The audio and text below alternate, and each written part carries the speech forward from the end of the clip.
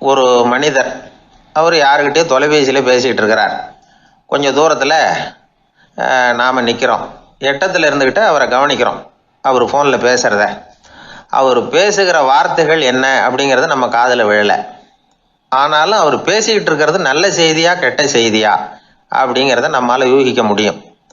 மகிழ்ச்சியான செய்தியை பேசும்போது முகம் மலருது, புன்னகை பூக்குது. இதில் ஒன்று நீங்கள் கவனிக்கணும். தொலைபேசியில் நாம் பேசுகிறப்போ நம்மோட பேசுகிறவர் எதிரில் இல்லை. அவர் தொலைபேசி வழியாக நம்ம குரலை மட்டும்தான் கேட்க போகிறார். நம்ம முகத்தை அவர் பார்க்க போகிறதில்ல.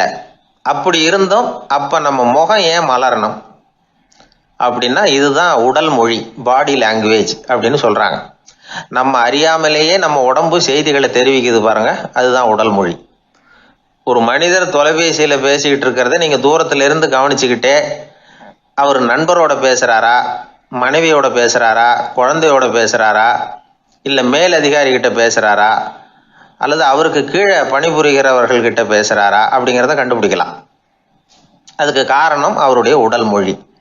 இந்த உடல் மொழி கூட நம்ம வாழ்க்கையின் முன்னேற்றத்துக்கு பயன்படும். இதை பற்றியெல்லாம் கூட சில நிபுணர்கள் ஆராய்ச்சி பண்ணி பார்த்துருக்குறாங்க. அவங்க சில விவரங்களை சொல்கிறாங்க. குறிப்பாக ஒருத்தர் தன்னுடைய நாற்காலியில் கிட்டத்தட்ட படுத்துக்காத குறையாக உட்காந்துருக்கிறாருன்னு வச்சுக்கோங்க. எதிர இருக்கிறவர் பேசுறது அவருக்கு பிடிக்கலன்னு அர்த்தமா.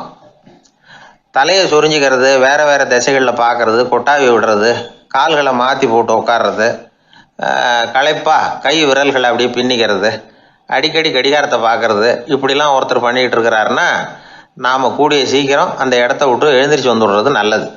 ஏன்னா இதெல்லாம் அவருடைய சலிப்பு, சோர்வு, ஆர்வமின்மை இதுக்கு அடையாளங்கள். நம்முடைய பேச்சு அவரை சலிப்படைய வச்சுட்டுதுன்னு அர்த்தம். அவர் ரொம்பவும் சோர்ந்து போயிட்டாருன்னு பொருள். நம்முடைய பேச்சில் அவருக்கு ஆர்வம் இல்லைன்னு அர்த்தம்.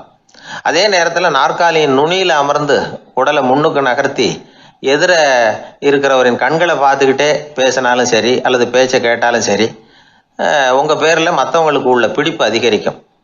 நாம் எப்படிப்பட்டவருங்கிறத நம்ம உடம்பும் நடை உடை பாவனையும் அடுத்தவங்களுக்கு காட்டி கொடுத்துரும். உங்கள் உடம்பு, உங்கள் பார்வை, நடை, உட்கார்ற விதம், இதை வச்சுக்கிட்டே நீங்கள் பொறுப்புள்ளவரா, முரடரா, அலட்சியமானவரா, மரியாதை தெரிஞ்சவரா, அடக்கமானவரா, நம்பிக்கைக்கு உரியவரா, நாணயம் இல்லாதவரா, பயந்தவரா, திறமசாலியா, அப்பாவியா அப்படிங்கிறதையெல்லாம் கண்டுபிடிச்சிடலாம். அதனால் இந்த உடல் மொழியை புரிஞ்சுக்கிட்டு நம்மளை கொஞ்சம் சரிப்படுத்திக்கிட்டோம்னா வாழ்க்கையில் சுலபமாக பல காரியங்களை சாதிக்க முடியும். ஒரு மனநல மருத்துவமனை, அங்கே ஒருத்தர் ஒரு நாற்காலியில் உட்காந்துக்கிட்டு கார் ஓட்டுறது மாதிரி அப்படி பாவனை பண்ணிக்கிட்டு இருந்தார். ஸ்டியரிங்கை திருப்புறது மாதிரி, பின்னாடி வர்ற வண்டியை நிற்க சொல்கிறது மாதிரி, அப்புறம் இவர் ஒதுங்கிக்கிட்டு அவருக்கு வழி விடுறது மாதிரி, இப்படிலாம் சேட்டைகள் பண்ணிக்கிட்டு இருந்தார் மனநல மருத்துவமனையில்.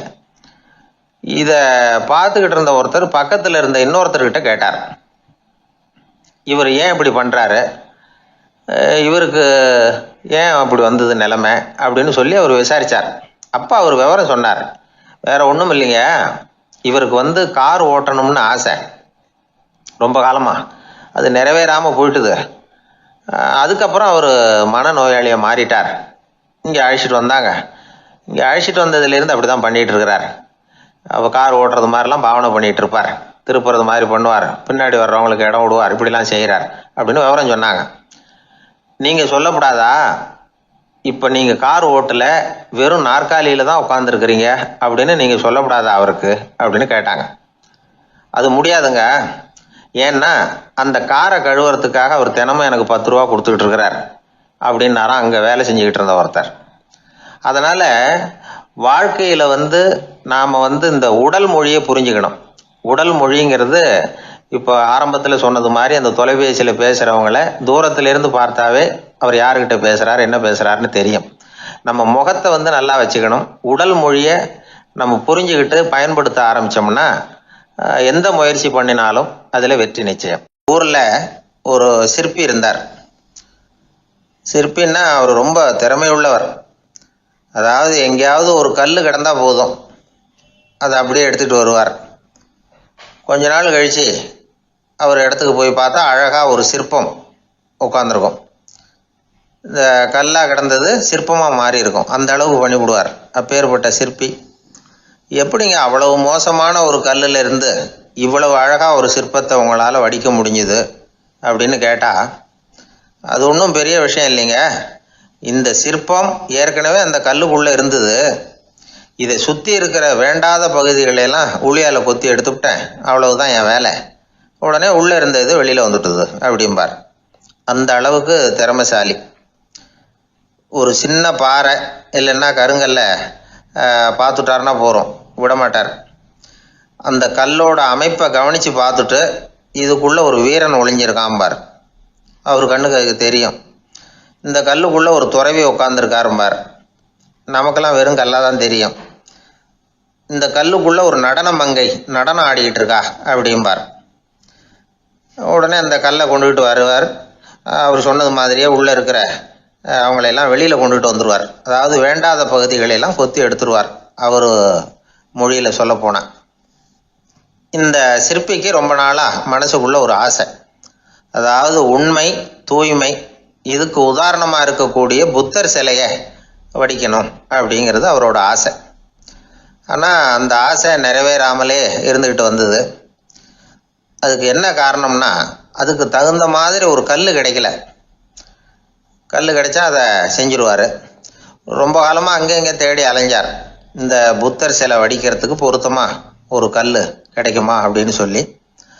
கண்ணில் படுற கல்லையெல்லாம் உத்து உத்து பார்ப்பார். உள்ளே புத்தர் இருக்காரான்னு கவனிப்பார். இருக்கிற மாதிரி எதுவும் தெரியல அவர் கண்ணுக்கு. சரி, இதுக்கு என்ன செய்யலாம்னு யோசனை பண்ணார்.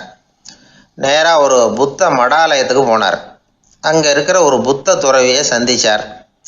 அவர்கிட்ட விசாரித்தார், சுவாமி, புத்தரின் தூய்மை ஒளிஞ்சிருக்கிற அந்த கல் எங்கே கிடைக்கும் அப்படின்னார்.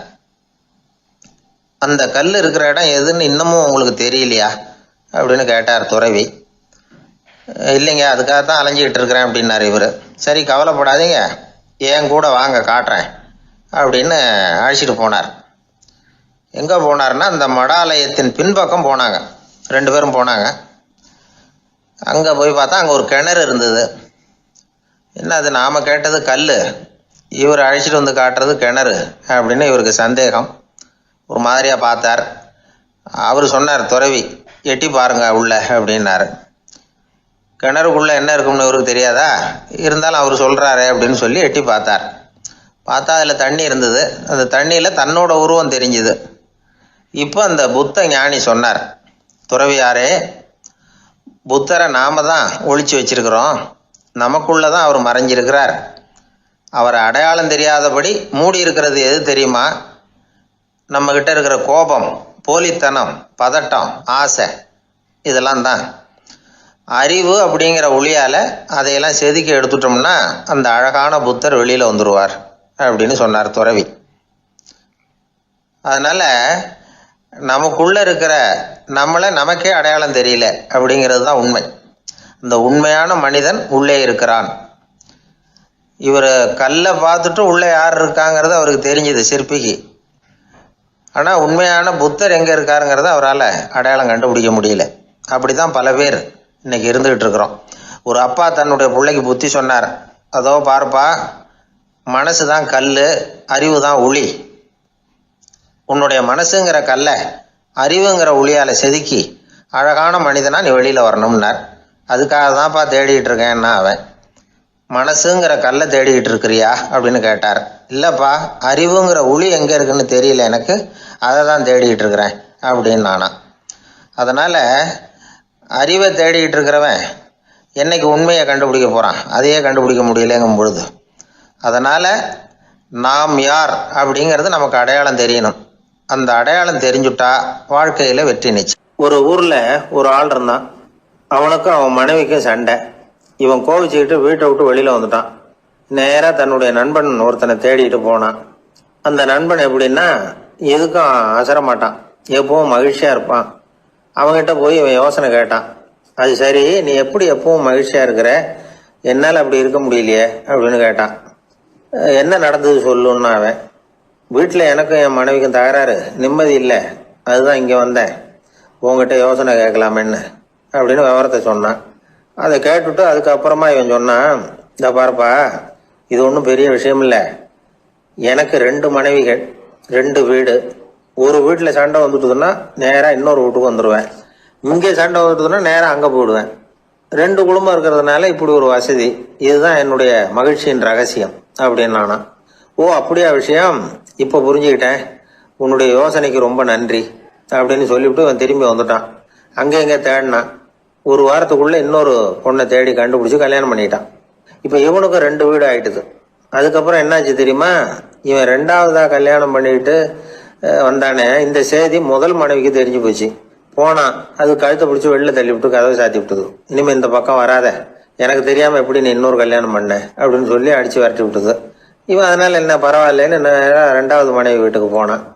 அங்க பார்த்து, நீ எனக்கு கல்யாணம் பண்றதுக்கு முன்னாடி ஏற்கனவே உனக்கு கல்யாணம் ஆச்சுங்கிற விஷயத்த ஏன் என்கிட்ட சொல்லல அப்படின்னு சொல்லி அதுவும் கழுத்தை பிடிச்சி வெளில தள்ளி விட்டுது. இவன் வீதிக்கு வந்துட்டான். இங்கேயும் போக முடியல, அங்கேயும் போக முடியல. என்ன இது, அவன் சொல்லி கொடுத்த யோசனை ஒன்றும் சரியா வரலையே அப்படின்னு யோசனை பண்ணிக்கிட்டே நடந்தான். வழியில ஒரு பாழடைஞ்ச மண்டபம். சரி, இன்னைக்கு ராத்திரி இங்கேயே படுத்துருவோம், வேற எங்கேயும் போய் படுத்து தூங்க முடியாது, அதான் 2 பேரும் விரட்டி விட்டாங்களே, என்ன பண்றது அப்படின்னு சொல்லி அந்த மண்டபத்துல போய் ஒரு தூண்ல ஓரமா சாஞ்சி உக்காந்தான். அப்போ எதிர்த்தாப்புல இன்னொரு தூண் ஓரமா யாரோ அசைறது மாதிரி தெரிஞ்சுது, லேசான இருட்டுல. யாரப்பா அது அப்படின்னு கிட்ட போய் பாக்குறான். அப்புறம் தான் தெரியுது, அவன் யாரு தெரியுமா, இவனுக்கு யோசனை சொன்னான்ல 2 கல்யாணம் பண்ணிக்கணும்னு சொல்லி, அவன் அங்க படுத்து கிடக்குறான். டேய் நீ எப்படிடா இங்க வந்த அப்படின்னா, 2 வீட்லயும் சண்டை வந்துட்டுது, அதுதான் இங்க வந்தேன், படுத்து தூங்கலாமேன்னு அப்படின்னா. 2 வீடு இருக்கிறது சௌரியம்னு என்கிட்ட சொன்னியப்பா அப்படின்னா இவன். நான் அப்படி சொன்னதுக்கு ஒரு காரணம் உண்டுன்னா அவன். என்னடா காரணம்னு கேட்டான். அது வேற ஒண்ணும் இல்ல, தினமும் ராத்திரி இல்ல இந்த மண்டபத்துல தனியா படுக்கிறதுக்கு எனக்கு பயமா இருந்தது, எனக்கு ஒரு துணை தேவைப்பட்டது, அதுக்காக தான் உங்ககிட்ட அப்படி யோசனை சொன்னேன். இப்ப நீ வந்ததுனால எனக்கு துணை கிடைச்சிட்டுது. இப்ப நம்ம 2 பேரும் துணையா இங்க படுத்துக்கலாம், நீ அந்த தூண்ல சாஞ்சிக்கோ, நான் இந்த தூண்ல சாஞ்சிக்கிறேன் அப்படின்னு சொல்லி படுத்து தூங்க ஆரம்பிச்சிட்டானோ. அதாவது நம்ம வாழ்க்கையில முடிவுகள் எடுக்கிற விஷயத்துல இந்த ஆள் மாதிரி தான் பல பேர் நடந்துக்கிறோம் அப்படிங்கிறார். அதாவது உலக புகழ்பெற்ற மனோதத்துவ மேதை ஸ்காட் பெக் அப்படிங்கிறவர். அதாவது வீட்டுக்கு தேவையான பொருள்கள் வாங்குறதுல இருந்து கல்யாணம் பண்றது, வீடு கட்டுறது வரைக்கும் அடுத்தவங்க பேச்சை கேட்டு வீணா போறவங்க தான் அதிகம்.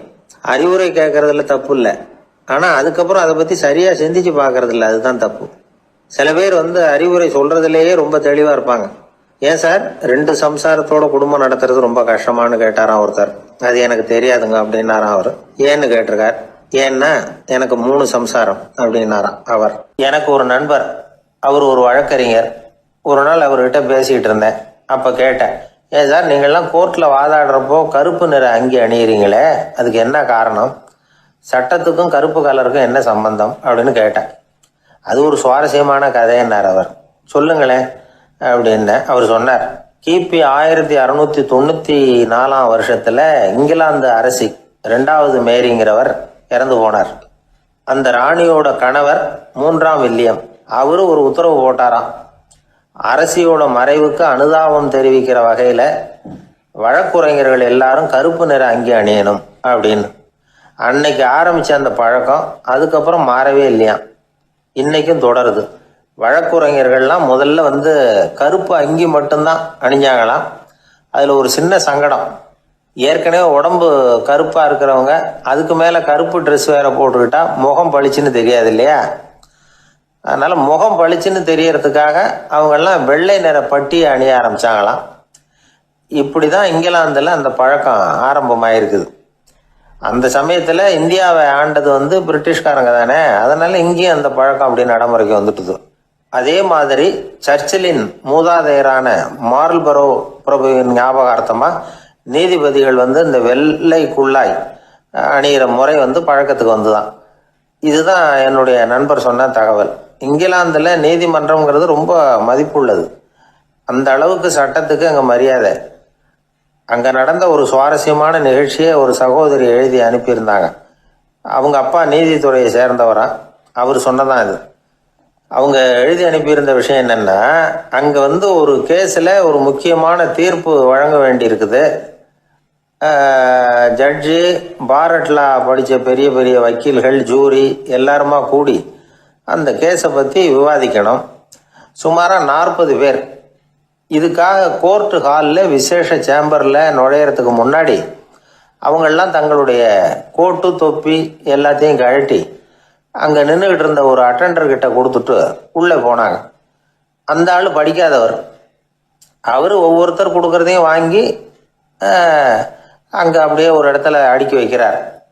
அப்படியே வாங்கி உள்ளே வச்சுக்கிட்டு இருக்கிறார் ஒவ்வொரு இடத்துல. அது அவரோட வேலை. உள்ளே போன ஜட்ஜி, வக்கீல், ஜூரி எல்லாரும் ரொம்ப நேரமாக அந்த கேஸை பற்றி விவாதிக்கிறாங்க. ஒரு நாள் பூரா ஆயிட்டுது. அவ்வளவு தீவிரமாக அக்கு வேறு ஆணி வேறைய பிச்சு உதறி இருக்கிறாங்க. ஒரு வழியாக 13 மணி நேரம் கழித்து வெளியில் வந்திருக்கிறாங்க.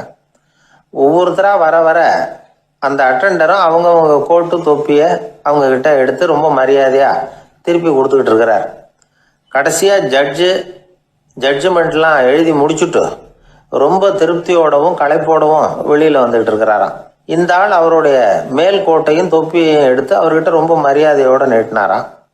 ஜட்ஜுக்கு ரொம்ப ஆச்சரியம். இந்த ஆள் எப்படி இவ்வளவு பேரோட கோட்டு தொப்பி எல்லாத்தையும் ஞாபகம் பேசகாமல் திருப்பி கொடுக்குறார் அப்படிங்கிறது அவருக்கு ஆச்சரியம்.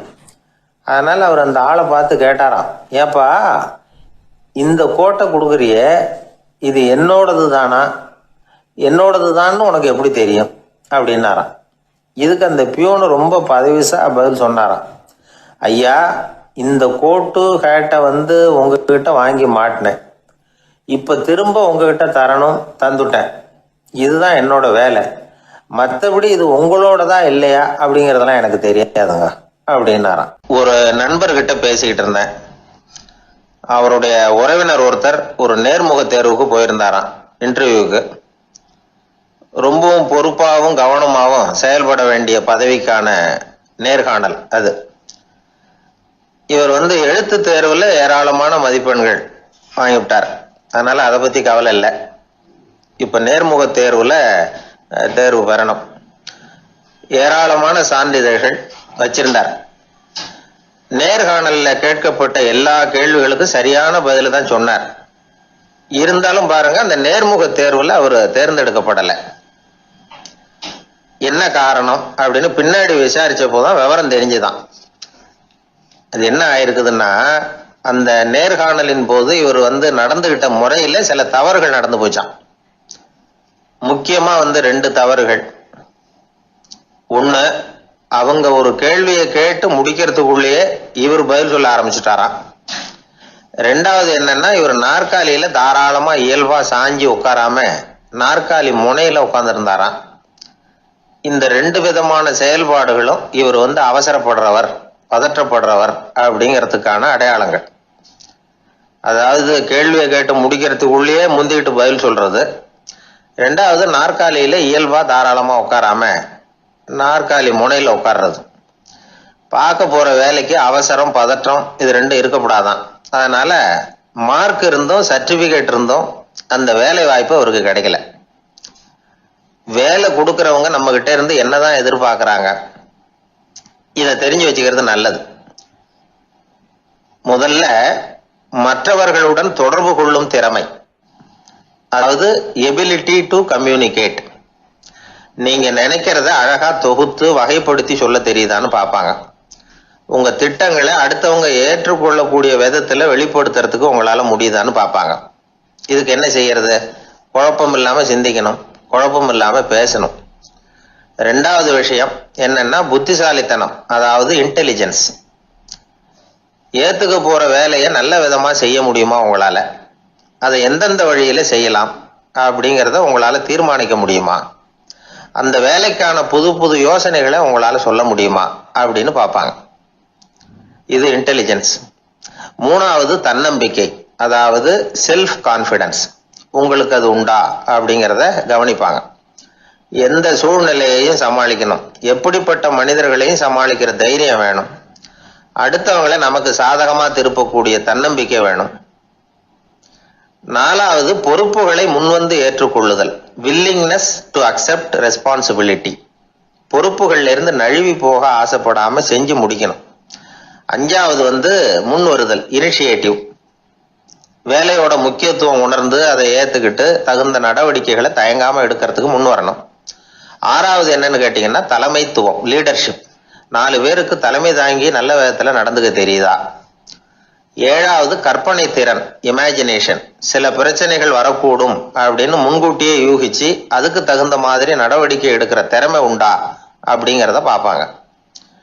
8வது என்னன்னா வளைந்து கொடுத்தல், பிளெக்சிபிலிட்டி.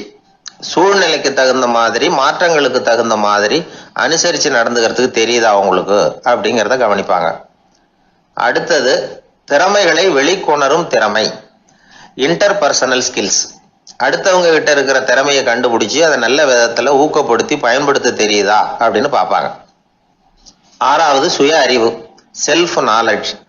அடுத்தவங்க நம்மளை பத்தி என்ன நினைக்கிறாங்க அப்படிங்கறத நம்மால புரிஞ்சுக்க முடியுதாங்கிறது முக்கியம். அடுத்தது போட்டி மனப்பான்மை, காம்படிட்டிவ்னஸ். அடுத்தவங்களை ஒப்பிட்டு பார்த்து அதை விட ஒரு படி மேல வரணுங்கிற குணம் வேணும். இதுக்கு அடுத்தது என்னன்னா குறிக்கோளை வெல்லுதல், கோல் அச்சீவ்மெண்ட்.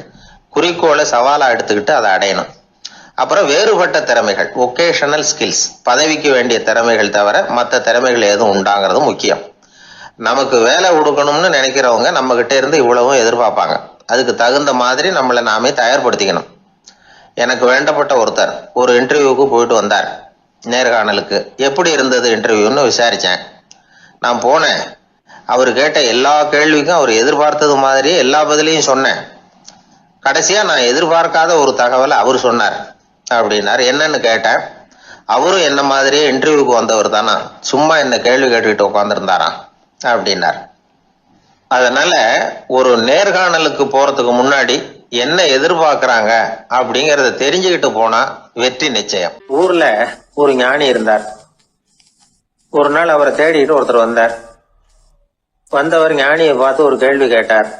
ஐயா, உங்களுடைய சாதனை என்ன? இதுதான் அவர் கேட்ட கேள்வி.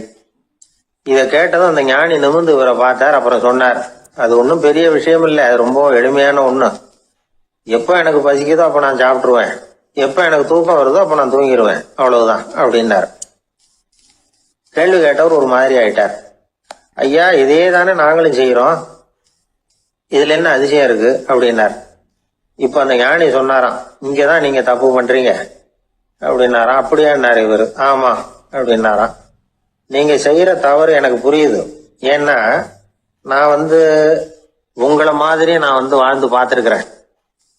அதனால என்னுடைய அனுபவத்துல உங்களுக்கும் எனக்கும் உள்ள வித்தியாசத்தை உணர முடியுதுன்னாராம்.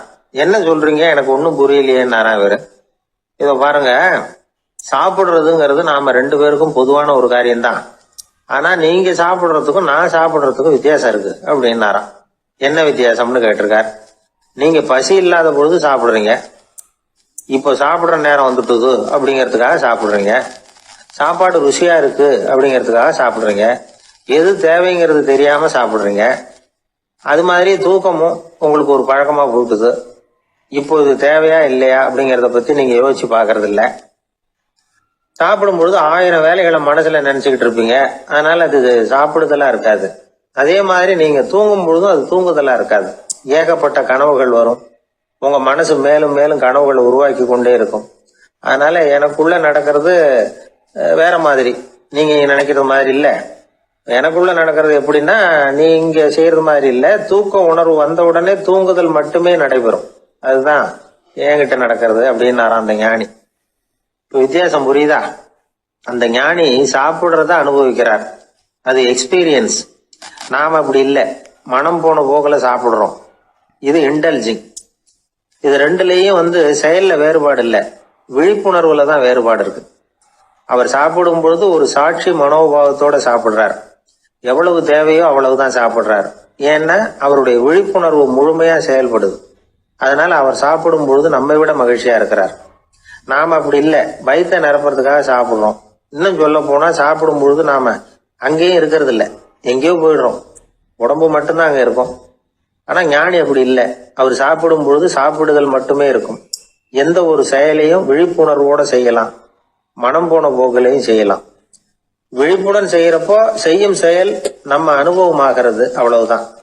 இதெல்லாம் பெரிய தத்துவம் மாதிரி தெரியும். இருந்தாலும் நாம புரிஞ்சுக்க வேண்டியது என்னன்னா, எந்த காரியத்தை செஞ்சாலும் அதுல முழு ஈடுபாடு வேணுங்கிறது முக்கியம். அந்த அளவுக்கு முதல்ல நம்மளை மாத்திக்கிட்டா போதும். ஆனா நம்ம ஆளுங்க அந்த அளவுக்கு இருக்கிறது இல்ல, எல்லாமே அரைக்குறை தான். கேட்டா ஞாபகம் மருதி.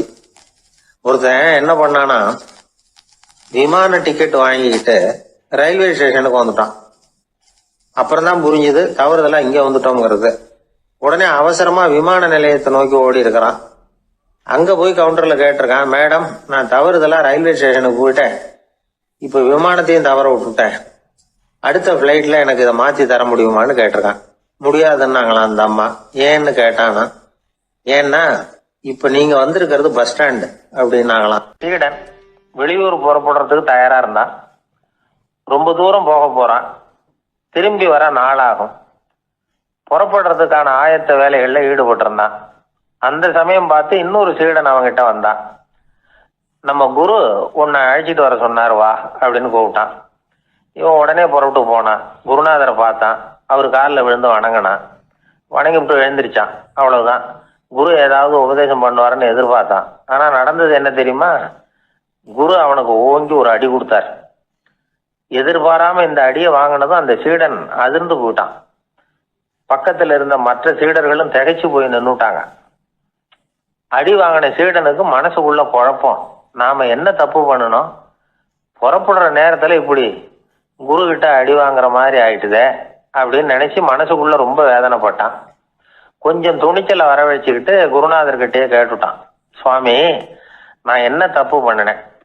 என்ன இப்படி அடிச்சுட்டீங்களே, ஒரு வார்த்தை கூட உங்களை எதிர்த்து நான் பேசினது இல்லையே, இவ்வளவு காலமா உங்க விருப்பத்துக்கு விரோதமா ஒரு காரியம் கூட நான் செஞ்சது இல்லையே, வந்ததும் வராததுமா ஒண்ணுமே சொல்லாம என்ன அடிச்சுட்டீங்களே, குருவே நான் செஞ்ச குற்றம் தான் என்ன அப்படின்னு கண்ணீரோட பரிதாபமா கேட்டானா அந்த சீடன்.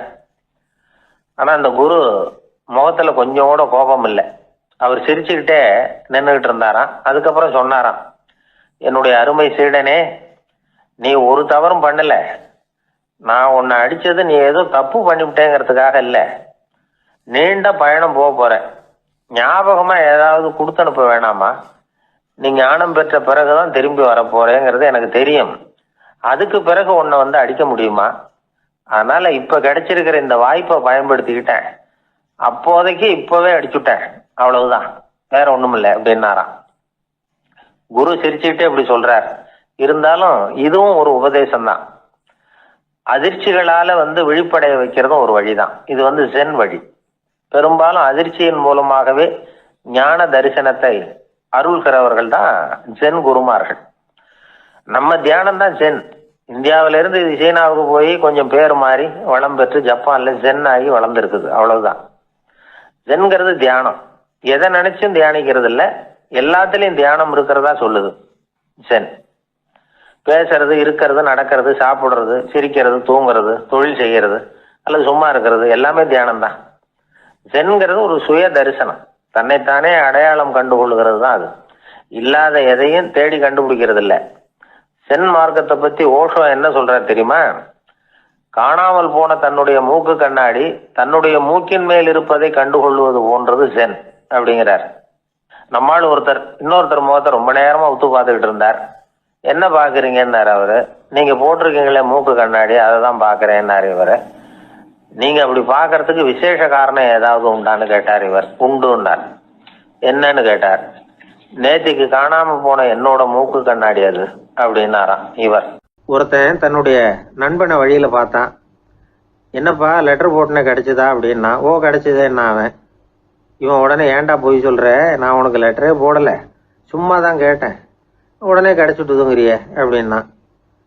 லெட்டர் போட்டேன்னு நீ போய் சொல்றப்போ அது கிடைச்சதுன்னு நான் போய் சொல்லக்கூடாதா அப்படின்னானா அவன். இப்படிப்பட்டவங்க சில பேர் இருந்தா கூட இன்னைக்கு கடிதம் மூலமா தொடர்பு கொள்ளாதவங்க இருக்கவே முடியாது. அந்த அளவுக்கு அது அவசியமான ஒன்னாயிட்டுது. இந்த அஞ்சல் அட்டைகள் எப்படி ஆரம்பமாச்சு தெரியுமா? ஆஸ்திரியா நாட்டுல ஒரு பேராசிரியர் இருந்தார். அவர் பேரு இம்மானுவேல் ஹெர்மன். அவர் ஒரு நாள் ஒரு பத்திரிகையில கட்டுரை எழுதினாராம். இது நடந்தது 1869. அவர் எழுதின கட்டுரையில மக்கள் அதிகம் செலவில்லாம ஒருத்தருக்கு ஒருத்தர் தகவல் பரிமாறிக்கிறது எப்படி அப்படிங்கிறத பத்தி எழுதியிருந்தார். அதுக்கு சில யோசனைகளை அவரே எழுதியிருந்தாராம். எப்படின்னா, அந்த கட்டுரையை எல்லாரும் படிச்சு பார்த்துருக்குறாங்க, அவர் சொன்ன யோசனைகள் என்னன்னு. அது அரசாங்கத்தின் கவனத்துக்கு அது போச்சான். ஆகா, இது அவர் சொல்ற யோசனை நல்லா இருக்கும் போல் இருக்கு அப்படின்னு அவங்களே நினைச்சிருக்கிறாங்க. அவ்வளவுதான். உடனே அந்த யோசனையை நடைமுறைக்கு கொண்டுகிட்டு வந்தாங்களாம். பேராசிரியர் இம்மானுவேல் ஹெர்மனின் யோசனைப்படி அச்சடிச்ச அரசு முத்திரையோட அரசாங்கம் அஞ்சல் அட்டைகளை வெளியிட ஆரம்பிச்சுதான். 1869 அக்டோபர் 7ஆம் தேதி இது நடந்திருக்கு. உலகின் முதல் அஞ்சல் அட்டை வெளிவந்த நாள் அது. அப்பதான் அதுக்கு பேர் என்ன தெரியுமா? அதாவது கரஸ்பாண்டிங் கார்டு அப்படின்னு பேராது. அதுக்கப்புறம் என்ன ஆச்சுன்னா உடனடியாக அமெரிக்காவிலேயே இது மாதிரியான கார்டுகளை வெளியிட ஆரம்பிச்சிட்டாங்க. அங்கே இதுக்கு என்ன பேர் தெரியுமா? Postal card. அதுக்கப்புறம் 1870 இங்கிலாந்துலேயும் இதை வெளியிட்டாங்களாம். அதை வெளியிட்ட முதல் நாள் அன்னைக்கு என்ன நடந்தது தெரியுமா? மக்கள்லாம் ஏதோ நியாய விலை கடையில் நிற்கிறது மாதிரி பெரிய பெரிய கியூ வரிசையில் நின்று இதை வாங்கினாங்களாம். நம்ம நாட்டில் முதல் அஞ்சலகம் 1927 கல்கத்தாவில் ஆரம்பமாயிருக்கு. இன்னைக்கும் அஞ்சலகம் இல்லாத இடமே இல்லை. அந்த அளவுக்கு அஞ்சல் போக்குவரத்து அதிகமாக இருக்குது. அன்னைக்கு உள்நாட்டில் ஒருத்தருக்கு ஒருத்தர் தகவல் பரிமாற்றம் செய்து கொள்ள மலிவான ஒரு அஞ்சல் அட்டையை அரசாங்கம் வெளியிடலாம் அப்படின்னு பேராசிரியர் எழுதின கட்டுரை இன்னைக்கு எந்த அளவுக்கு ஆகியிருக்கு பார்த்தீங்களா? ஒருத்தன் ஒரு தபால் பெட்டிக்கு பக்கத்தில் தலையை வச்சுக்கிட்டு அவன் பாட்டுக்கு நின்றுட்டு இருந்திருக்கான். அங்கே இருந்து இன்னொருத்தன் கேட்டிருக்கான், என்ன ஆச்சுன்னு. கொஞ்ச நேரத்துக்கு முன்னாடி இந்த தபால் பெட்டியில் ஒரு கார்டு எழுதி போட்டேன், விவரமெல்லாம் நல்லா தான் எழுதியிருக்கிறேன், ஆனால் அட்ரஸ் எழுத மறந்துட்டேன் அப்படின்னு நானா. உடனே அவன், அதுக்காக கவலைப்படாத, நான் போட்ட கார்டில் அட்ரஸ் எல்லாம் பின்கோடு உள்பட கரெக்டாக எழுதியிருக்கேன், ஆனால் விவரம் எழுத மறந்துட்டேன் நானா.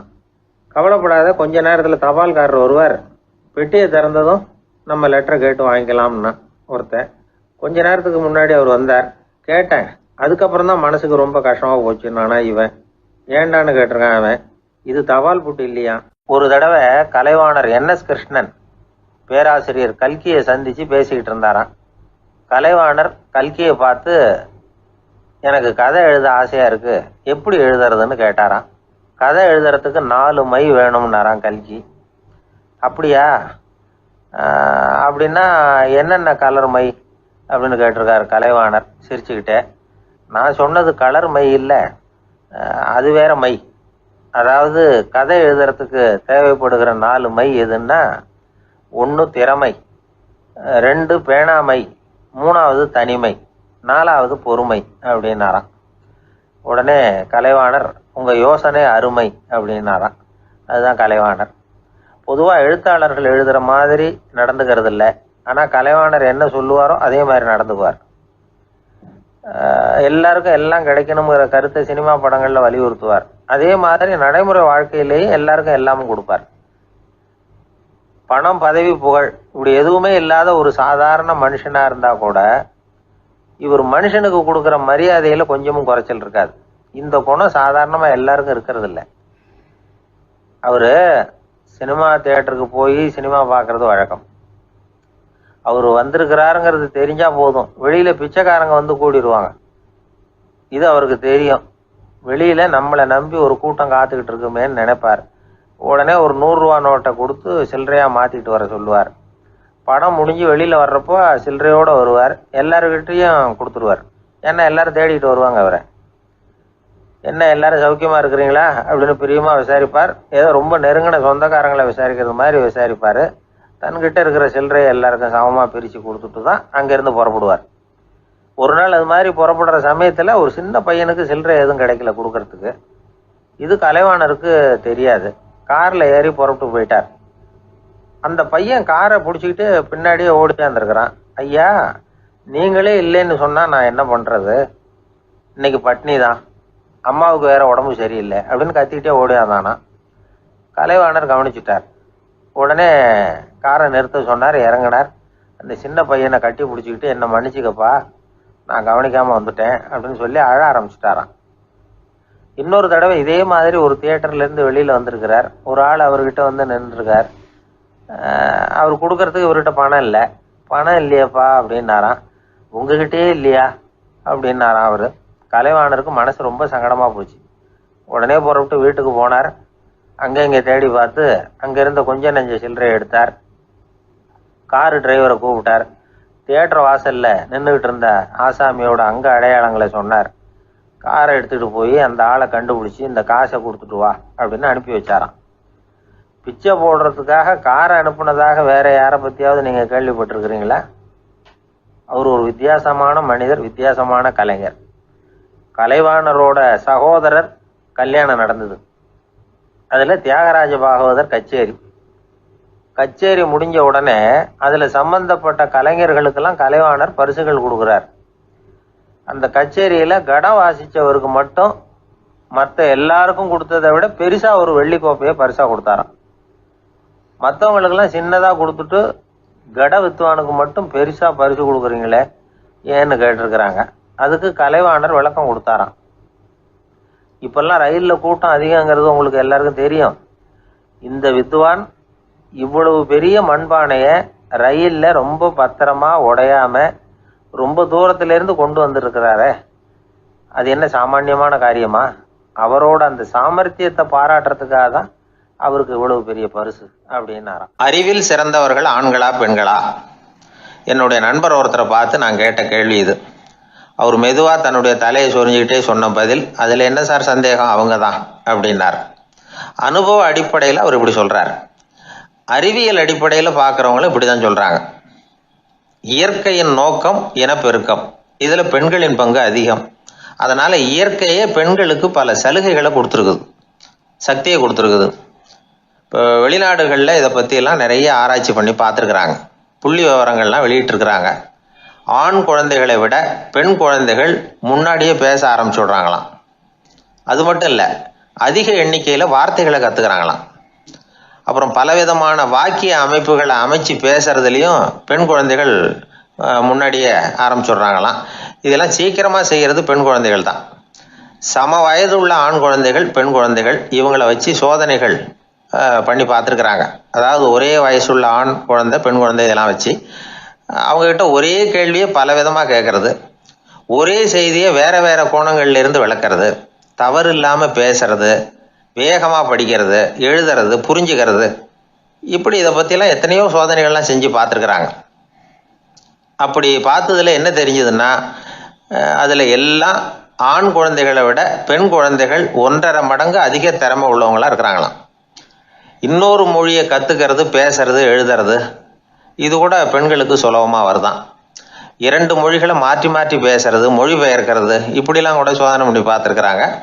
இதுலேயும் பெண்களுக்கு தான் அதிக திறன். சரி, இதை விடுங்க. புள்ளி வச்சு கோலம் போடுறது, அதில் இருந்து இந்த கை கடிகாரங்களில், கம்ப்யூட்டர்களில் நுண்ணிய பாகங்களை பொருத்துறது, இது வரைக்கும் பெண்கள் தான் திறமையாக செயல்படுறாங்க அப்படிங்கிறது அந்த சோதனை முடிவு. இந்த நுட்பம், துல்லியம், விரைவு, சிறு கை இயக்கங்களோடு செய்ய வேண்டிய மென்மையான பணிகள், இதுக்கெல்லாம் தேவை கவன குவியம், பொறுமை, இதெல்லாம் பெண்கள் கிட்ட தான் இருக்குதான். அமெரிக்காவில் இன்னொரு சோதனை கூட செஞ்சு பார்த்துருக்குறாங்க. பெண்களின் மூக்கு மோப்ப உணர்வு, இதெல்லாம் எப்படின்னு பார்த்துருக்குறாங்க. பெண்கள் அதிக எண்ணிக்கையில் வாசனைகளை பிரித்து கண்டுபிடிச்சி விடுறாங்களாம். ஆண்களால் அந்த அளவுக்கு முடியலையாம். சரி, காது எப்படின்னா செவிப்புலன் உணர்வும் பெண்களுக்கு தான் அதிகமாக. ஒரு கும்பல், அதில் பலவிதமான சத்தம், அதுக்கு இடையில இந்த குரலோட தொனி, ஏற்ற இறக்கம், இதை வச்சு பேசுகிற ஆளை கண்டுபிடிச்சிடுறாங்களாம். ஒரு கூட்டத்தில் தன்னுடைய வீட்டுக்காரர் எங்கே இருக்கார், பிள்ளைகள் எங்கே இருக்காங்க அப்படிங்கிறதெல்லாம் பெண்கள் சீக்கிரமாக கண்டுபிடிச்சி விடுறாங்களாம். இன்னொரு விஷயம், ஒரு பொருளை பார்த்த உடனே அது என்னென்னு அடையாளம் கண்டுக்கிறது, அதை மனசில் பதிய வச்சுக்கிறது, அப்புறமா இன்னொரு சந்தர்ப்பத்தில் அது எங்கே இருந்தது அப்படின்னு சரியாக ஞாபகப்படுத்திக்கிறது, இது மாதிரி சோதனைகள்லாம் கூட பெண்கள் தான் முன்னணியில் இருக்கிறாங்க. ஒரு சராசரி சூழ்நிலையில் ஆண்களை விட அதிகமான எண்ணிக்கையில் புன்னகை புரியறது, சிரிக்கிறது பெண்கள் தானா. அதிகமாக தோழமை உணர்வோடு பேசுறது அவங்க தானா. 2 பெண்கள் பேசிகிட்டு இருக்கிறதையும் பாருங்கள், அதே மாதிரி 2 ஆண்கள் பேசிகிட்டு இருக்கிறதையும் பாருங்கள். ஆண்கள் ஒரு அடி தள்ளியே நின்று பேசிகிட்டு இருப்பாங்க. மருத்துவர்களை எடுத்துக்கொள்ளுங்கள், அதாவது சிரிச்ச முகத்தோட நோயாளிகள்கிட்ட பரிவோடு பேசுறதுல பெண் டாக்டர்கள் தான் அதிகம். இதுவரை சொல்லப்பட்டது எல்லாமே அறிவியல் பூர்வமான செய்திகள். அதனால இளம் பெண்கள் வாழ்க்கையில சோர்வடைய தேவையில்லை. இயற்கையே நமக்கு சாதகமா இருக்கு, எல்லாம் முடியும் நம்மால அப்படிங்கிறத அவங்க புரிஞ்சுக்கணும். ஒரு பையன் தன்னுடைய அப்பா அம்மா திருமண ஆல்பத்தை புரட்டிக்கிட்டே இருந்தான். அப்புறம் அம்மாகிட்ட கேட்டான், அம்மா இது யாரு சின்ன வயசுல எடுத்ததா, இது என்னன்னு தெரியலையே, இந்த படத்துல அழகா மீசை வச்சுக்கிட்டு சிரிச்சுக்கிட்டு நிக்கிறது யார் அப்படின்னு கேட்டான். அதுதான்டா அவங்க அப்பான்னாங்க அந்த அம்மா. அப்படின்னா இப்ப நம்ம வீட்டுல நரைச்ச தலையோட அழுது வடிஞ்சிட்டு இருக்காரு ஒருத்தர், அவர் யாருன்னு கேட்டானா. இது பையனுடைய புத்திசாலித்தனம். பெண் பிள்ளைகள் அப்படி கேட்கறது இல்லை. அதனால இந்த கதையெல்லாம் எதுக்காக அப்படின்னா, இளம் பெண்கள் வாழ்க்கையில சோர்வு அடைஞ்சு போயிடக்கூடாது. அதனால பெண்கள் எல்லாம் முடியும் நம்மாலும் அப்படிங்கிறத நினைச்சு செயல்பட்டாங்கன்னா வாழ்க்கையில வெற்றி நிச்சயம். ஒருத்தன் கூட நாம சண்டை போடுறோம், அதுல நாமளே ஜெயிச்சு விடுறதா வச்சுக்குவோம். நம்ம மனசுக்கு சந்தோஷமா தான் இருக்கும். இருந்தாலும் உள் மனசுல ஒரு பயமும் உண்டாகலாம். தோத்து போனவன் சும்மா இருப்பானா? அவன் மறுபடியும் எப்ப சந்தர்ப்பம் வரும்னு எதிர்பார்த்துக்கிட்டு தானே இருப்பான். அதனால வெற்றியின் ஒரு பக்கம் சந்தோஷமா இருந்தாலும் இன்னொரு பக்கம் பயமா தான் இருக்கும். ஒரு மன்னன் இருந்தான், நிறைய பேரோட அவன் சண்டை போட்டான், ஜெயிச்சான், பல நாடுகளை வென்றான். அதனாலேயே அவன் மனசுக்குள்ள ஒரு பயம் உண்டாயிட்டுது. பகை மன்னர்கள் எல்லாம் படையெடுத்துக்கிட்டு வந்துட்டா என்ன பண்றது அப்படிங்கிற பயம். எல்லாரும் இப்ப இருக்கிற இந்த மாளிகையை கைப்பற்றிக்கிட்டா என்ன பண்றது அப்படின்னு யோசனை பண்ணா நடுங்க ஆரம்பிச்சுட்டான். ஏன் ஒரு மாதிரியா இருக்கிறீங்க அப்படின்னு கேட்டார் அமைச்சர். இவன் விவரத்தை சொன்னான். 2 பேருமா சேர்ந்து ஒரு திட்டம் போட்டாங்க. அதன் பிரகாரம் ஒரு பெரிய மாளிகை ஒண்ண புதுசா கட்டினாங்க. அதுக்கு ஜன்னல்லாம் எதுவும் கிடையாது. உள்ள போறதுக்கு வெளியில வர்றதுக்கு ஒரே ஒரு கதவு மட்டும்தான் உண்டு. அதை தவிர அந்த மாளிகைக்கு வேற எந்த வழியும் கிடையாது. ஒரு சின்ன துவாரம் தெரிஞ்சா கூட அதையும் சுத்தமா அடைச்சுட்டாங்க. ஒரே ஒரு கதவு வச்சானே, அந்த வழியை பாதுகாக்கிறதுக்கும் ஏராளமான வீரர்களை காவலுக்கு நிறுத்தி வச்சிருக்கிறாங்க. இவ்வளவும் பண்ணி முடிச்சதுக்கு அப்புறம் தான் அந்த மன்னனுக்கு மனசு திருப்தியா இருந்துதான். ஒரு நாள் அந்த ராஜாவும் அமைச்சரும் அந்த ஒரு கதவு வழியா வெளியில வந்திருக்கிறாங்க மெதுவா. என்ன அமைச்சரே, எப்படி நம்ம ஏற்பாடு அப்படின்னு அட்டகாசமா சிரிச்சுக்கிட்டே கேட்டானா ராஜா. அபாரம்னார் அமைச்சர். அவர் வேற என்ன சொல்லுவார்? இவங்க 2 பேரும் இப்படி பேசிக்கிட்டதை அங்க வீதி ஓரமா உட்கார்ந்து இருந்த ஒரு பெரியவர் கேட்டுட்டு அவரு சிரிச்சாராம். அவரு சிரிக்கிறத பார்த்தும் மன்னனுக்கு கோவம் வந்துட்டுது. அதை பார்த்ததும் ஏன்பா சிரிக்கிறேன்னு கேட்டிருக்கார். அதுக்கு அந்த பெரியவர் சொன்னாராம், ரொம்பவும் புத்திசாலித்தனமா தான் இந்த மாளிகையை கட்டி இருக்கிறீங்க, ரொம்ப பாதுகாப்பா தான் இருக்குது, இருந்தாலும் ஒரு குறை தெரியுதுன்னார். என்னன்னு கேட்டார் அவரு. வேற வழியே வைக்காம மாளிகை கட்டின நீங்க என்னத்துக்காக ஒரே ஒரு வழி மட்டும் வச்சிருக்கிறீங்க? அந்த வழியா எதிரிகள் நுழைஞ்சுட்டா என்ன பண்ணுவீங்க அப்படின்னார். என்ன பண்றதுன்னார் அவரு. அதையும் ஒரு கருங்கல் சுவர் எழுப்பி சுத்தமா அடைச்சு விடுங்க, அதுதான் நல்லது. அதுக்கப்புறம் எதிரிகள் பயம் கொஞ்சம் கூட இல்லாம நீங்க உள்ள உட்காந்துக்கலாம், அதுதான் ரொம்ப பத்திரம் அப்படின்னார். மன்னன் யோசனை பண்ணி பார்த்தான். பளிச்சுன்னு ஒரு யோசனை தோணுச்சு. அது சரி, நீங்க சொல்றது மாதிரி அந்த ஒரு வழியையும் அடைச்சுட்டா இந்த மாளிகைங்கிறது ஒரு கல்லறை மாதிரி ஆயிடுமே அப்படின்னாராம். இப்ப மட்டும் இது எப்படி இருக்குதுன்னு நினைக்கிறீங்க? கல்லறை மாதிரி தானே இருக்குது அப்படின்னார் பெரியவர். எதிரி உங்களை சாகடிக்கலைன்னாலும் நீங்களா ஒரு நாள் சாகத்தானே போறீங்க அப்படின்னார். அதுக்கப்புறம் கொஞ்சம் விளக்கமும் கொடுத்தார். உங்க மாளிகையில எவ்வளவு ஜன்னல்களும் கதவுகளும் இருக்குதோ அந்த அளவுக்கு வெளி உலகத்தோட உங்களுக்கு தொடர்பு இருக்கு. அந்த அளவுக்கு உங்க வாழ்க்கையில ஒரு இயக்கம் இருக்குது. கதவுகளை மூட மூட வாழ்க்கையும் அடப்பட்டு போடும். நான் கூட ஒரு காலத்துல மாளிகையில தான் இருந்தேன். அதோட சுவர்கள் இருந்ததுல அதை எவ்வளவுதான் தள்ளி தள்ளி போட்டாலும் என்னுடைய வாழ்க்கைக்கு அதெல்லாம் ஒரு எல்லை கோடுகள் மாதிரி தெரிஞ்சுது. அதை உணர்ந்தேன். வாழ்வுக்கு எல்லையே இருக்கக்கூடாதுன்னு நினைச்சேன். அதனாலதான் இப்படி இங்க உட்காந்துட்டேன். இப்ப என்னுடைய வாழ்வுக்கு வானம்தான் கூரை, இந்த நிலம்தான் என்னுடைய மாளிகை. இப்பதான் வாழ்க்கையை முழுமையா என்னால உணர முடியுது, அனுபவிக்க முடியுது அப்படின்னாரு அந்த பெரியவர். அந்த அரசர் ஒரு பெரிய தத்துவத்தை புரிஞ்சுக்கிட்டாராம். தன்னோட மாளிகைக்கு நிறைய ஜன்னல்களையும் கதவுகளையும் வைக்க சொல்லி உத்தரவு போட்டாராம். இப்படி ஒரு கதை உண்டு. ஒரு சுடுகாட்டுல ஒரு கல்லறைக்கு மேல கால் போட்டுக்கிட்டு உட்காந்துக்கிட்டு இருந்தான் ஒருத்தன். அந்த வழியா போன ஒருத்தர் அவனை பார்த்து கேட்டாராம், ஏப்பா இப்படி பேய் பேசாசு நடமாடுற இந்த மயானத்துக்கு கல்லறைக்கு மேல உட்கார்ந்துருக்கிறியே அப்படின்னு கேட்டாராம். எவ்வளவு காலம் தாங்க உள்ளேயே இருக்கிறது, ஒரே புழுக்கமா இருந்தது, அதுதான் காத்து வாங்கலாம்னு வெளியில உட்கார்ந்துருக்கிறேன் அப்படின்னு நானா. அந்த எப்பவும் சுத்தமா இருக்கணும், அதுதான் நல்லதுன்னு ஒருத்தர். நான் அப்படித்தான் சார் இருக்கிறேன், தினம் 2 வேளை சோப்பு போட்டு குளிக்கிறேன் இன்னொருத்தர். உடம்பு மட்டும் சுத்தமா இருந்தா போதாது சார், மனசும் சுத்தமா இருக்கணும்னாரு அவரு. மனசை சுத்தப்படுத்துறதுக்கு என்ன சோப்பு சார் போடலான்னு கேட்டாரு இவர். ஆன்மீகம்ங்கிற சோப்பு தான் அதுக்கு பொருத்தம்னாரு அவர். ஆன்மாவை மேம்படுத்துகிற ஒரு முயற்சி தான் ஆன்மீகம்ங்கிறது. அந்த முயற்சி எப்படி பண்றது? மனசுக்குள்ள குந்தி இருக்கிற வேண்டாத விருந்தாளிகளை எல்லாம் வெளியேற்றணும். வேண்டாத விருந்தாளிகள்ல முக்கியமான ஒருத்தர் யாருன்னா அவர் பேரு பொறாமை. இவரு நம்ம மனசுக்குள்ள இருக்கிற வரைக்கும் நாம நிம்மதியா இருக்க முடியாது. ஒரு குருநாதர் இருந்தார், அவர்கிட்ட 2 சீடர்கள் இருந்தாங்க. 2 பேரும் ஆரம்பத்துல ஒருத்தருக்கு ஒருத்தர் நல்லபடியா தான் பழகிட்டு இருந்தாங்க. ஆனாலும் என்னமோ தெரியல, கொஞ்ச நாள்ல இந்த 2 பேர்ல ஒருத்தன் மனசுக்குள்ள பொறாமைங்கிற விருந்தாளி உட்கார ஆரம்பிச்சுட்டார். அந்த சீடனும் அதுக்கு இடம் கொடுத்துட்டான். குரு கிட்ட தான் நல்ல பேர் வாங்கணும் அப்படின்னு, தன்னுடைய நண்பன் கெட்ட பேர் வாங்கணும் அப்படின்னு அவனுக்கு ஒரு ஆசை வந்துட்டுது. என்ன பண்ணலாம்னு யோசனை பண்ணான். ஒரு நாள் விடியற் காலையில எழுந்திருச்சான். நேரா குரு கிட்ட போய் அவர் முன்னாடி நின்னான். குருவே, என்ன பாருங்க, நான் எவ்வளவு சீக்கிரமா எழுந்திருச்சு குளிச்சு முடிச்சுட்டு உங்களை வணங்குறதுக்காக நிக்கிறேன். ஆனா அவன் இருக்கானே, இன்னமும் கண்ணு முழிக்கவே இல்ல, தூங்கிக்கிட்டே இருக்கிறான், தூங்கு மிஞ்சி அப்படின்னா. குருநாதர் நிமிந்து பார்த்தார். அப்படியா? அப்படின்னா நீயும் கூட அவன மாதிரியே தூங்கி இருந்தா நல்லா இருந்திருக்குமேன்னார் ரொம்ப பொறுமையா. என்னது, நாம எவ்வளவு தீவிரமா ஒரு விஷயத்த சொல்றோம், அதுக்கு நம்ம குருநாதர் ரொம்ப பொறுமையா இப்படி சொல்றாரு அப்படின்னு நினைச்சான். ஆச்சரியமா அவரை பார்த்தான். குருநாதர் சொன்னார், ஆமாப்பா, நீயும் தூங்கிக்கிட்டு இருந்திருந்தா அடுத்தவனை பத்தி குறை சொல்றதுக்கு இங்க வந்திருக்க வேண்டிய அவசியம் இருந்திருக்காது, அதனால அப்படி சொன்னேன் அப்படின்னாராம். சீடன் யோசிக்க ஆரம்பிச்சான். அர்த்தம் புரிஞ்சது. உடனே பொறாமைய மனசுல இருந்து தூக்கி எறிஞ்சுட்டானோ. மனசு சுத்தமாயிட்டுது. மனசுக்குள்ள இருந்து விரட்ட வேண்டிய இன்னொரு விருந்தாளி, அவர் பேர் கோபம். சினம் தன்னையே கொன்னுடும் அப்படிங்கிறார் வள்ளுவர். கோபத்துக்கு மனசுல இடம் கொடுக்காத சில பெரியவர்களும் உண்டு. ஒருத்தர் இருந்தார். அவர் ஒரு சமயம் கோதாவரி நதியில போய் குளிச்சுட்டு திரும்பி வந்துட்டு இருக்கிறார். ஒரு பெரியவர் வர்ற வழியில ஒரு மரத்து மேல உட்கார்ந்திருந்த ஒருத்தன் அவர் மேல துப்பி போடுறான். இவர் உடனே திரும்பி போய் மறுபடியும் குளிச்சுட்டு வர்றார். அப்பவும் துப்புறான். அவர் கோவப்படல, பேசாம மறுபடியும் திரும்பி போய் குளிச்சுட்டு வர்றாரு. இப்படி பல தடவை நடந்துகிட்டே இருக்குது. ஒரு கட்டத்துல இந்த ஆளு தோத்து போய் அவர் காலிலேயே விழுறான். ஆச்சரியப்பட்டு கேக்குறான், அது எப்படிங்க நீங்க கோவப்படாம இருக்கிறீங்களே, அது எப்படி அப்படின்னா, அதுக்கு அந்த பெரியவர் சொன்னாராம், நான் கோவப்பட்டிருந்தா என் மனசு அசுத்தமா இருக்கும். உடம்பு அசுத்தமான குளிச்சு சுத்தப்படுத்திக்கலாம், மனசை அப்படி சுத்தப்படுத்த முடியாது, அது கொஞ்சம் கஷ்டம் அப்படின்னாராம். ஆக கூடி மனசு அசுத்தமாகாம பாத்துக்க வேண்டியது நம்ம கடமை. மனசை அசுத்தப்படுத்துற இன்னொரு விஷயம் சுயநலம். ஒரு சுயநலவாதி ஆத்துல விழுந்துட்டார், சுழல்ல சிக்கிக்கிட்டார். இன்னொரு சுயநலவாதி கரையில இருந்து இதை பார்த்தார். ஒரு கயத்தை தூக்கி போட்டு அதை புடிச்சுக்க சொல்லி கரையில இழுத்து காப்பாத்தினார்.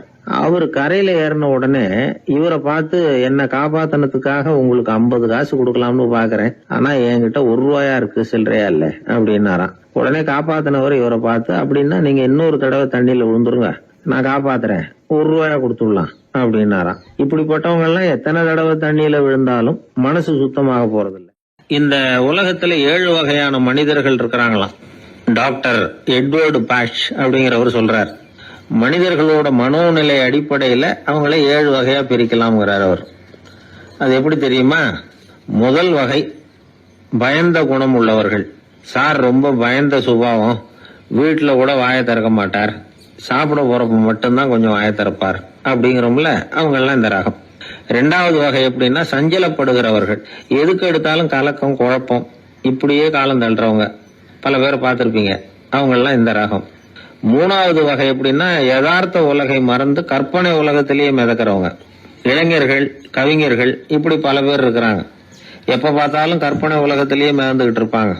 கிட்டத்துல போய் என்னங்க ஒரு மாதிரியா இருக்கிறீங்களே அப்படின்னு கேட்டு பாருங்க, ஒரு அற்ப புழுவை பாக்குறது மாதிரி உங்களை பார்ப்பாங்க. அதுவும் இந்த வானத்து நிலா என்னை வாவென்று அழைக்கிறது, எனக்கு விரைவில் ஒரு நாள் சிறகுகள் முளைக்கும், சிறகடித்து பறந்து செல்லுவேன், என் செல்ல நிலாவை கொஞ்சி விட்டு திரும்பி வருவேன், அப்படி இப்படின்னு பேச ஆரம்பிச்சிருவாங்க. கொஞ்சிறது அப்புறம் இருக்கட்டும்ப்பா, இப்ப கஞ்சிக்கு வழிய பாருடா அப்படின்னா அதை காதல வாங்க மாட்டான். 4வது வகை மனிதர்கள் எப்படின்னா, தனிமை உணர்வு மிக்கவர்கள். இவங்கெல்லாம் மற்றவங்களோட சகஜமா நெருங்கி பழகிறது இல்ல, தான் உண்டு தன்னுடைய வேலை உண்டுன்னு போறவங்க. அடுத்த வீட்டுல இருக்கிறது யாருன்னு கேட்டா கூட அடுத்த வீடுன்னு ஒண்ணு இருக்கா அப்படின்னு கேட்பாங்க. அவங்க கிட்ட மேற்கொண்டு என்னத்தை பேசுறது.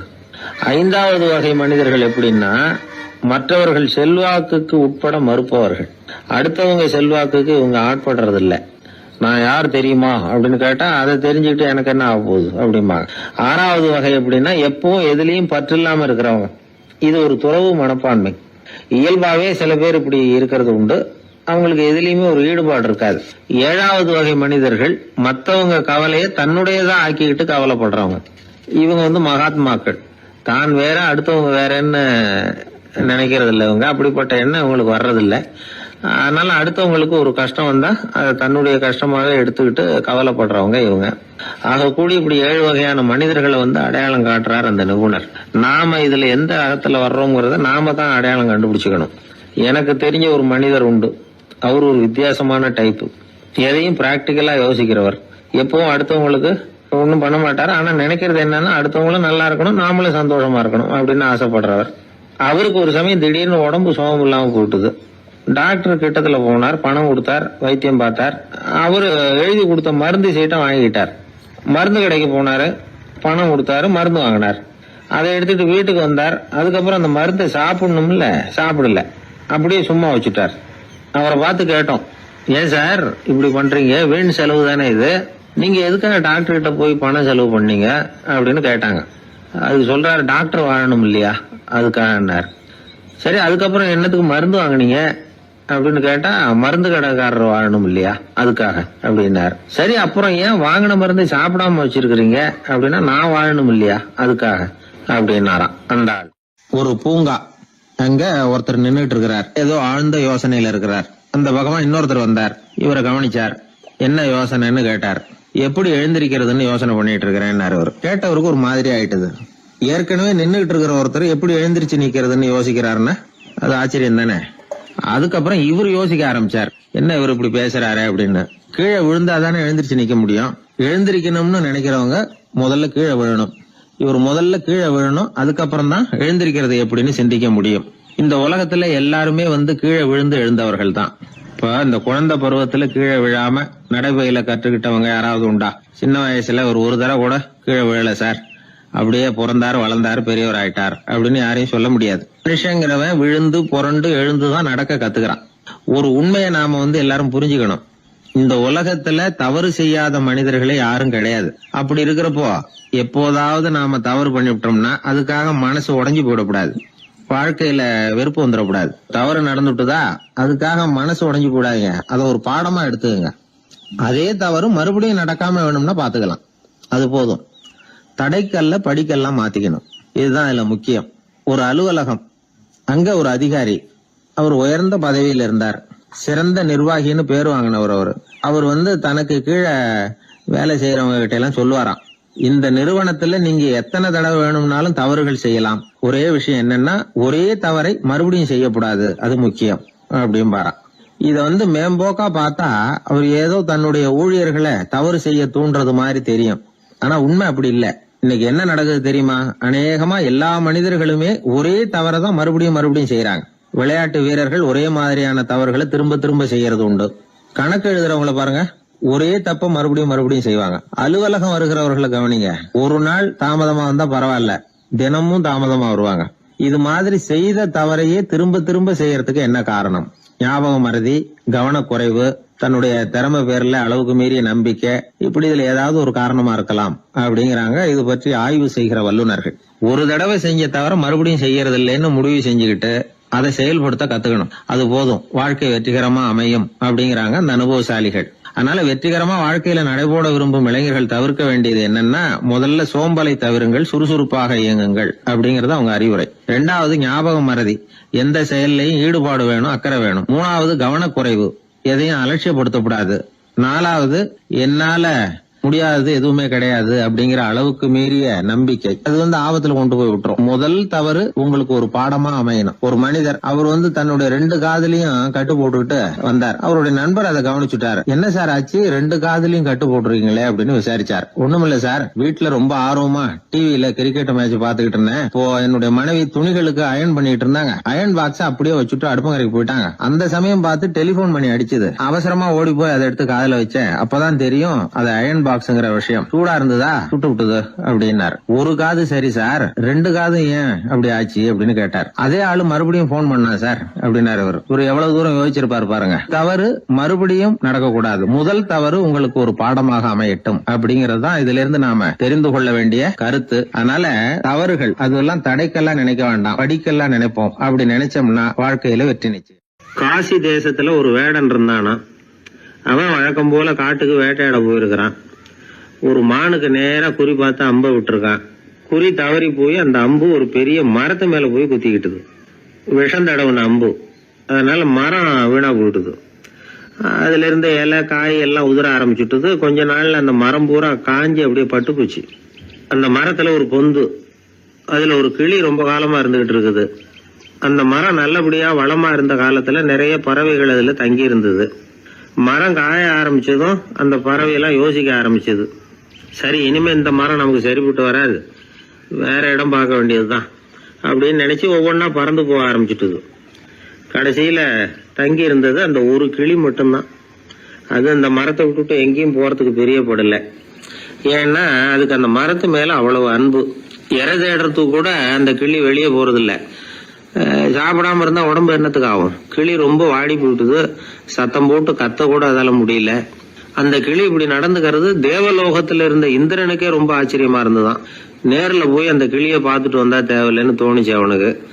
உடனே தேவலோகத்திலிருந்து புறப்பட்டு பூலோகத்துக்கு வந்து சேர்ந்தான் இந்திரன். ஒரு சாதாரண மனுஷன் மாதிரி அந்த கிளிக்கு முன்னாடி போய் நின்னான். கிளியே, உனக்கு என்ன பைத்தியமா? இந்த மரத்துல இலையும் இல்ல காயும் இல்ல, கிளையெல்லாம் காஞ்சி போய் எப்போ ஒடிஞ்சு விழலாம்னு நேரம் பார்த்துக்கிட்டு இருக்குது. நீ இன்னமும் இதையே கட்டிக்கிட்டு அழுதுகிட்டு இருக்கிறிய. உன் கூட இருந்த மற்ற பறவைகள்லாம் பாத்தியா? இதே காட்டுல உள்ள செழிப்பான மரங்கள்ல போய் கூடு கட்டிக்கிட்டு சுகமா இருந்துகிட்டு இருக்கு. நீ மட்டும் ஏன் இப்படி கஷ்டப்படணும் அப்படின்னு கேட்டான் இந்திரன். கிளியை சும்மா சோதிக்கிறதுக்காக தான் அப்படி கேட்டிருக்கான். அந்த கிளிக்கு தவ வலிமை அதிகம், அதனால வந்திருக்கிறது இந்திரன் தாங்கிறது அதுக்கு புரிஞ்சு போச்சு. தேவேந்திரா, நான் இந்த மரத்துல தான் பிறந்தேன் வளர்ந்தேன். சின்ன வயசுல இருந்து என்னை வளர்த்து காப்பாத்தி ஆளாக்குனது இந்த மரம் தான். எனக்கு பசி எடுத்தப்போ பழம் கொடுத்தது இந்த மரம் தான். எனக்கு ஆபத்து வந்தப்போ அடைக்கலம் கொடுத்தது இந்த மரம் தான்.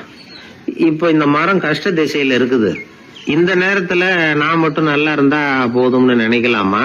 அது சுயநலம் இல்லையா? இப்படி இது துன்பப்படுற காலத்துல நானும் இது கூட இருந்து துன்பத்தை சகிச்சுக்கிறது தான் நியாயம். உதவி செஞ்சவங்களை உதறி தள்ளுறது நல்லது இல்லைங்கிறது உங்களுக்கே தெரியும். என்னோட நல்ல விரதத்தை குலைக்கிறது மாதிரி அல்லவா இருக்குது நீங்க சொல்றது. தேவர்களுக்கு ஏற்படுற சந்தேகங்களையே தீர்த்து வைக்கக்கூடிய நிலைமையில இருக்கிற நீங்க எனக்கு இப்படி உபதேசம் பண்ணலாமா அப்படின்னு கேட்டுதான் கிளி. இந்திரனுக்கு ரொம்ப மகிழ்ச்சி. இத கேட்டதும் கிளியே, நண்பர்கள்னா உன்ன மாதிரி இருக்கணும். பொதுவா ஒருத்தர் நல்லா இருக்கிறப்போ அவரை சுத்தி நிறைய பேர் இருப்பாங்க. அவர் கொஞ்சம் வீணா போயிட்டா அத்தனை பேரும் ஓடி போடுவாங்க. நீ அது மாதிரி இல்ல. சுகத்தையும் துக்கத்தையும் சமமா எடுத்துக்கிட்ட. உன்னை பாராட்டுறேன். உனக்கு விருப்பமான வரம் ஏதாவது கேளு தரேன் அப்படின்னாராம் இந்திரன். கிளி என்ன வரம் கேட்டது தெரியுமா? இந்த மரம் மறுபடியும் முன்னாடி இருந்தது மாதிரியே இலை பூ கனிகளோட செழிப்பா இருக்கணும் அப்படின்னு கேட்டுக்கிட்டு தான். அப்படியே தந்தேன்னாரு இந்திரன். அடுத்த வினாடியே மரம் முன்னாடி இருந்ததை விட செழிப்பா பூத்து குலுங்க ஆரம்பிச்சுட்டுது. அந்த கிளியும் ரொம்ப நாள் சந்தோஷமா வாழ்ந்துட்டு அதுக்கப்புறம் இந்திரலோகம் போய் சேர்ந்துதான். மகாபாரதத்துல பீஷ்மர் தர்மருக்கு இந்த கதையை சொல்றார். மற்றவர்கள் துன்பப்படுறப்போ இந்த கிளி மாதிரி எவன் பரிவு கொள்றானோ அவன் மேன்மை அடையிறது நிச்சயம் அப்படின்னு அவர் சொல்றார். சரி, அந்த கதையை இந்த சமயத்துல எதுக்கு சொல்லணும் அப்படின்னா, வயசான காலத்துல அம்மா அப்பாவை கவனிக்காத பிள்ளைங்க காதல இது விழட்டுமேங்கிறதுக்காக தான். மத்தவங்க துன்பப்படுறப்போ பரிவு காட்டினாலே அந்த அளவுக்கு மேன்மை கிடைக்கும்னா, பெத்தவங்க துன்பப்படுறப்போ பரிவு காட்டினா எந்த அளவுக்கு மேன்மைங்கிறத நினைச்சு பார்க்கணும்.